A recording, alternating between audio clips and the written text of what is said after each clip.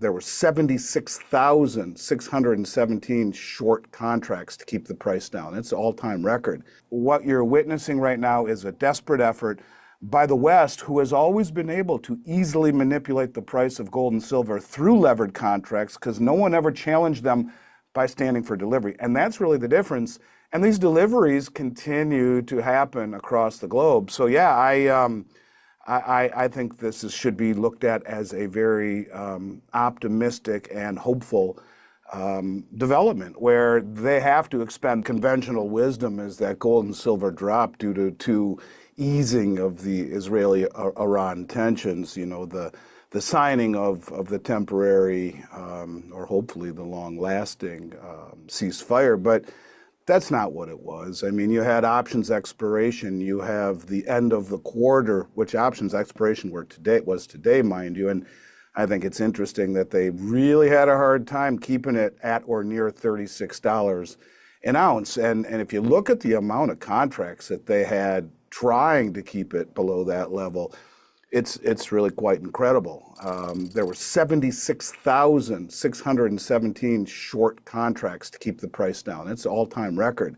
And here it is. It's right back up. The demand, the physical demand at that level is extraordinary. But to see gold down $100 since June 12th and silver a buck lower, that's not a reaction to geopolitical events or a cooling of the narrative. This isn't a natural correction. It's a managed decline, and it started Sunday night, and it went all the way down to today. But we have, not only do we have the end of quarter and the options expiration, you have the July contract, which will go off the board, I believe, on Monday, the first day of delivery requests. And so we've been seeing tremendous deliveries come out of COMEX. I would expect to see that continue.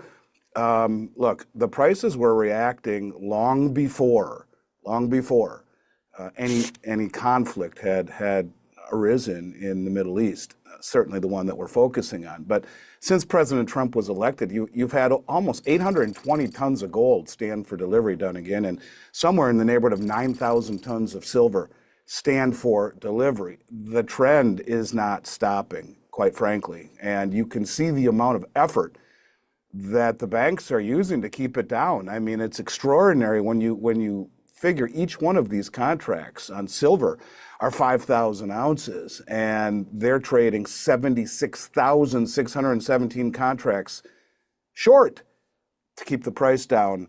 That reeks of desperation, and it reeks of stupidity, if you ask me, because you have a good portion of the world who is using that effort, that manipulative effort, to stand for delivery and rewrite the narrative. You could say the same thing is happening with platinum at the same time. So how well gold and silver have held up through all of this is noteworthy, to say the least. So yeah, I'm actually quite surprised and quite optimistic that this correction is behind us, and that the amount of effort needed to hold it down is something that has to have the banks on their heels and very concerned. Who has the greatest power to move the market so fast? Well, I mean, it is, on one hand, it is the central banks. It's what it is to me more than, I mean, that's a good question, but what it is, it's that the gold and silver disappearing from the exchanges, that's the physical liquidity upon which this entire house of cards is based. And if you're pulling the liquidity out because it's standing for delivery, that's a problem. What you see in many cases is what's called a short squeeze, where the traders do not have the ounces of gold that standing behind the contracts that they have. And so they have to rush to get it in order to cover. That represents a short squeeze. So it is the buying of the central banks. It is the buying of the sovereign wealth funds. It is the buying of the biggest money in the world, the sophisticated money in the world, who is able to accumulate and stand for delivery, that is affecting the price at that level. And yes, it is exacerbated by these moments of panic covering in an environment where we continue to see delivery requests. And that's something that I think people need to really understand, that this is something that never, ever happened before. David Jensen does an amazing job on Substack of explaining this. He talks about, look, the LBMA is trading 200 million ounces of gold per day, and 3.43 billion ounces of silver with a B per day. That's almost 4 times global mine supply per day, annual global mine supply per day, standing behind somewhere in the neighborhood of, I don't know, under 200 million ounces. That is the float. I think it's much less than that right now. So you're talking 12 plus times the float. What you're witnessing right now is a desperate effort by the West, who has always been able to easily manipulate the price of gold and silver through levered contracts, because no one ever challenged them by standing for delivery. And that's really the difference.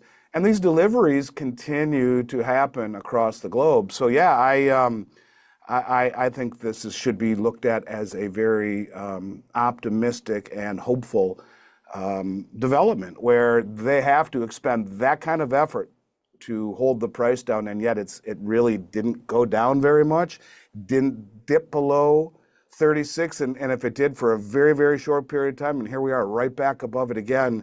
I wouldn't want to be as stupid and irresponsible as these banks are, having that kind of a short position in an environment where much of the world is challenging it through delivery. So yeah, it's to his question, I think a lot of it is short covering, but it's short covering because these players, whether it be central banks or sovereign wealth funds, are standing for delivery. That's what's different. I don't know that you'll see it immediately. I think you're beginning to see it. I think you're beginning to see, maybe this is part of the reason we're seeing so much in the way of deliveries to back these naked contracts, to have the physical.